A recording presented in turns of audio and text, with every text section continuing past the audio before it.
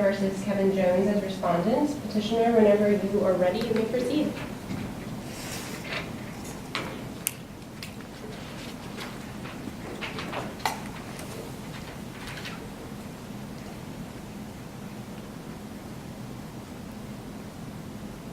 Good afternoon, Your Honors. Good afternoon. May it please the Court, my name is Margaret representing the petitioner of the state of California. The Ninth Circuit Court of Appeals violated the standard of review under which it was bound EDPA and misapplied relevant federal law when it reversed and remanded the district court decision to deny petition in the case of Jones v. Harrington. We will outline these 2 points for you now as we make our case that the district court decision should be upheld and that the respondent should neither be released from custody nor granted a new trial.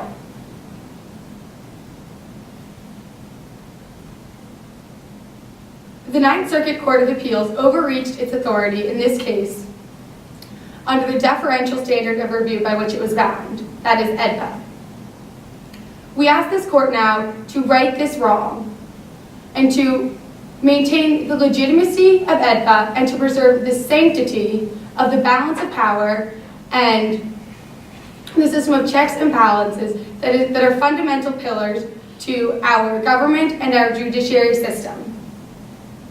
Under EDPA, the Anti-Terrorism and Effective Death Penalty Act of 1996, a federal court may only overturn a state court proceeding if the ruling either 1, resulted in a decision that was contrary to or involved an unreasonable application of clearly established federal law, or 2, resulted in a decision that was based on an unreasonable determination of the facts. In other words, a federal court cannot simply reach down into a state's court's decision and inject their own specific opinion of the law into those decisions. Isn't one of the issues here, though, counsel, that since 1966 it's been well established that if a suspect in any manner invocates the right to remain silent, that the interrogation must cease? So wasn't that clearly established law in 2008 that the trial court did not consider when it reached its decision? Yes, that is true. However, we will argue that since the case of Miranda in 1966, there have been other case laws which have introduced new elements and further specified the conditions upon which an invocation of a right to remain silent must be invoked or introduced to a police officer. And using those far more specific sets of regulations, it is actually possible to look at both the ambiguity and the clarity of a statement that has been made. So, for a federal court to be able to reverse a state court's ruling, the determination must be so lacking in justification that there was error well understood and comprehended in existing law beyond any possibility for fair-minded disagreement, as this court established in the case Harrington v. Richter. This is an incredibly important standard of review, and it is an incredibly important standard of review because it maintains that the obligation and burden of the federal court to prove unreasonability in its case if it chooses to overturn a state court ruling. So one of the decisions that the Ninth Circuit relied upon in reversing the trial court judgment was the Smith decision. Yes. That seems applicable here, saying that no post-invocation statements can be used to cast doubt on the clarity of the original invocation. And that was the primary source of authority that the Ninth Circuit used. Why do you think that that was incorrect of the Ninth Circuit? So we believe that that was incorrect of the Ninth Circuit, and we will cite other case law that we believe is far more relevant to this discussion. That case law being the case of Windsor and the case of Edwards. And we believe that these case laws are far more relevant to the materially indistinguishable facts of the case than is the case of Smith, which the Ninth Circuit Court relied on. That being said, we believe that the Ninth Circuit Court does not give the benefit of the doubt to the state court, which it must do, and falls short of meeting the standard of review. The California Court of Appeals held that Jones did not unambiguously invoke his right to remain silent, and thus did not grant his petition for relief. Using the context surrounding Jones's statements that he did not want to talk no more, the court reasonably interpreted his statements to be ambiguous. The Ninth Court reversed and remanded this decision, suggesting that looking at the context of the respondent's statement was an unreasonable application and violation of Miranda. Thank you, counsel.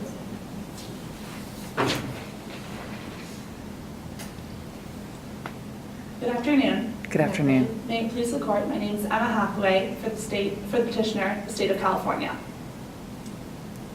The Ninth Circuit Court of Appeals violated the principles of stare decisis when it misapplied federal case law, such as Smith v. Illinois, in determining the issue of ambiguous statements and context within interrogation. Under Tompkins, both the right to counsel and the right to silence fall under the same standards, which means that both must be declared unambiguously. When looking at the full context of this case, Jones v. Harrington, which is both necessary and permissible, it is evident that the respondent's statement was not made unambiguously and did not invoke his Fifth Amendment right to silence. Just so I'm clear, counsel, are you conceding that Tompkins applies to this case? It applies in the sense that they apply the same ruling. So yes, I am. In the idea that they must both be declared unambiguously.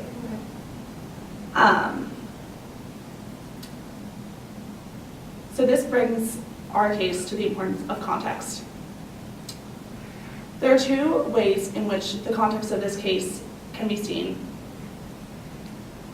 The first reason of ambiguity refers to preceding context of his statement.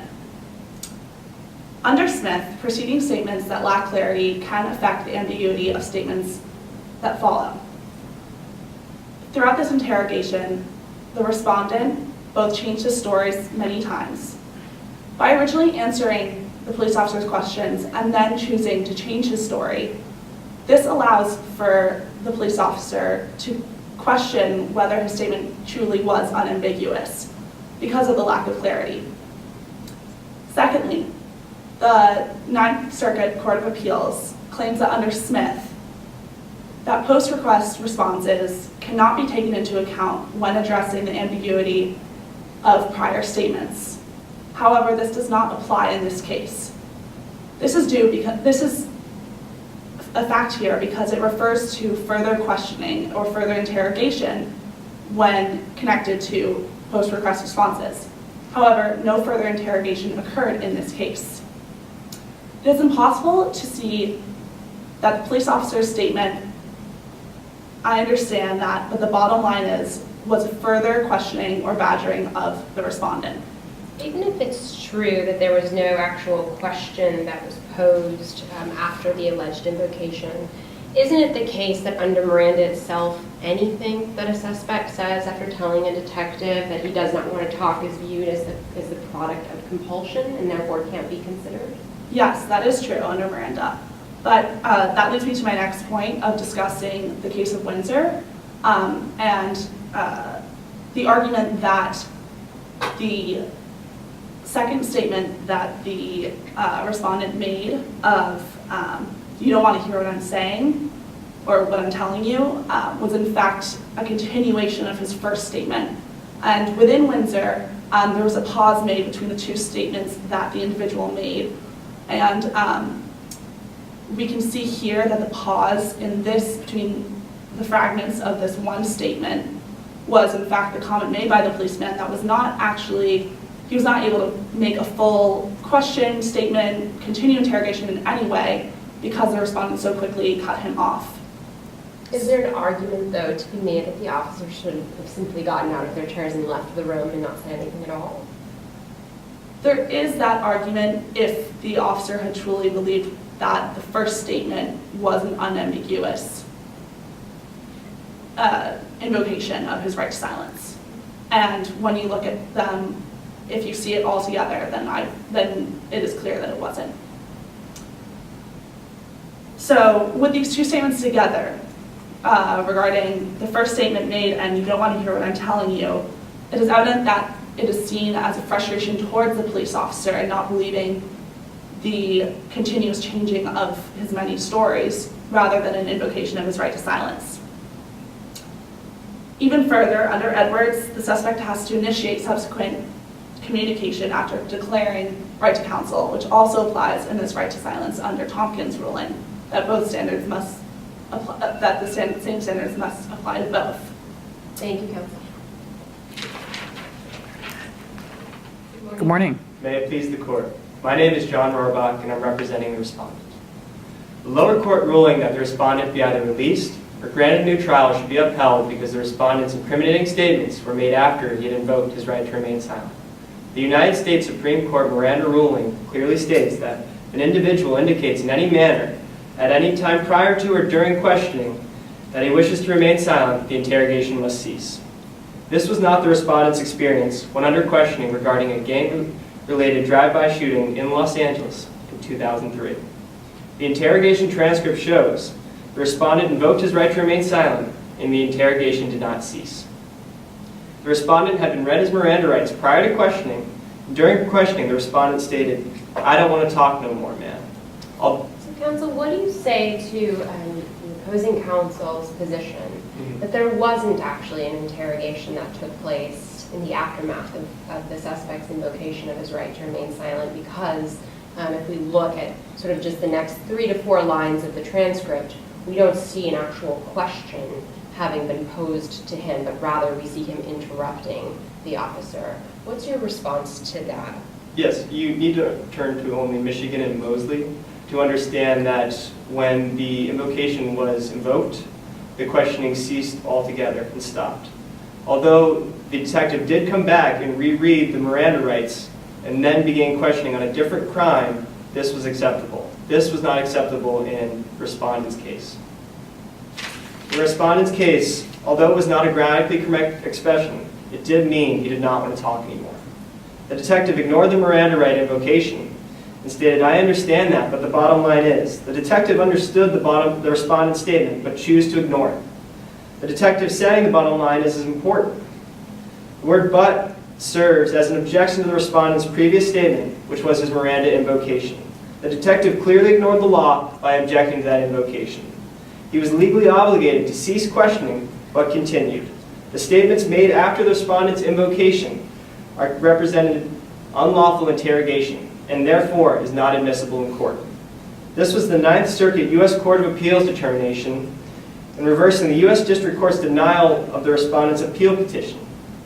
Given the respondent's original conviction relied upon statements that respondent made after being denied his Miranda rights, this court should uphold the U.S. District Court ruling that the respondent be released or retried. And so, counsel, let me ask you, aren't officers permitted under some of this court's prior authority to ask clarifying questions in the face of an ambiguous request? And so in the Davis decision, for example, this court held that it's actually a best police practice if there is ambiguity in a request to follow up with a question to clarify.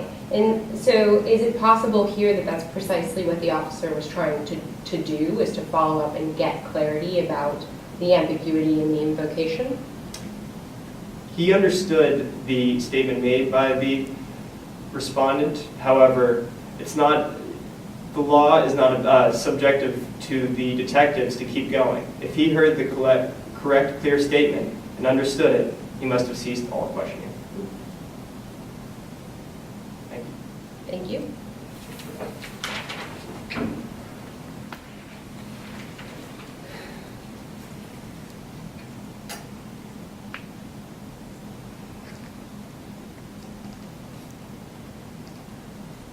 Good afternoon. Good afternoon. May it please the court. Sarah Fryer for respondent Kevin Jones. The Ninth Circuit U.S. Court of Appeals ruling should also be upheld because Supreme Court precedent at the time assured even an ambiguous invocation of the respondent's right to remain silent was sufficient enough to warrant an immediate cessation of his interrogation, as well as a disqualification of any succeeding incriminating statements. Under the Anti-Terrorism and Effective Death Penalty Act of 1996, habeas relief can be granted if the state court's rejection of a claim is contrary to clearly established federal law as determined by the Supreme Court of the United States. Green v. Fisher interpreted clearly established federal law to include only Supreme Court decisions that existed at the time of the relevant state court adjudication. In other words, Supreme Court precedent cannot be applied retroactively. As such, the Burgess v. Tompkins ruling that one must apply the same standards when invoking one's right to silence and one's right to counsel do not apply to the respondent's case. Consequently, the Davis v. United States rule that says one must unambiguously invoke his right to counsel also cannot apply to the respondent's case. Rather, the state court should have looked to the Miranda v. Arizona rule that says if an individual indicates in any manner at any time prior to or during questioning that he wishes to remain silent, the interrogation must cease. Counsel, if we didn't have sort of well-defined standards on whether an invocation had to be ambiguous or unambiguous, we look and rely on Miranda, what prevents the trial court, I suppose in this instance, from looking at the context, which is what petitioner is really saying, is that they were permitted to look at the context to read in even a sense of ambiguousness or unambiguousness. Why can't we look at context? Because at the time of the appeal, it was not clearly established that the respondent had to unambiguously invoke his right to remain silent. At the time, he needed only to invoke it in any manner. And so, though, if that's the case, then, I mean, couldn't any, under the AEDPA standard, couldn't a reasonable jurist have reached the conclusion that the trial court reached in this case, which is that it wasn't clear that he had done so? No, because if you look at the response that the detective had to the respondent's statement that he didn't want to talk no more, the detective clearly said, I understand that, but indicating that he did in fact understand that the respondent had invoked his right to remain silent. Couldn't he have been saying any number of things, though? I understand that, and then he could have followed that statement with, but given what you've told us so far, you're probably going to go to jail, as he's getting up and sort of leaving the room. So what are we really to take? We can't really do that guesswork, right? And I guess that leads me back to the question I just asked, which is it unreasonable to have reached a different conclusion about what the officers thought in that case? No, because again, at the time, the other prevailing precedent that applies in this case is Michigan v. Mosley. As my co-counsel said previously, when in the Michigan v. Mosley case, when the accused, invoked his right to remain silent, the officer stopped the entire conversation, got up, and left the room for several hours before coming back, rereading the Miranda rights, getting the accused's agreement to them, and then asking questions about a completely different crime. So the Supreme Court upheld the admissibility of those statements in the Michigan v. Mosley case.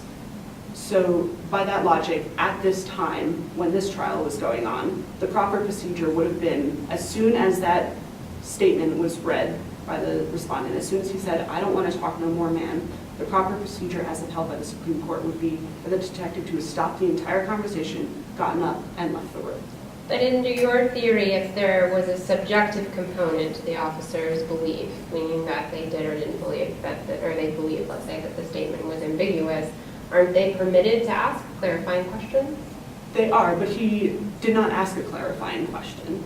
In fact, he first indicated that he did understand the respondent was invoking his right to remain silent. And then he said, but the bottom line is, that indicates clearly that the detective meant to persuade the respondent to continue the conversation and thus derail him from his attempt to invoke his right.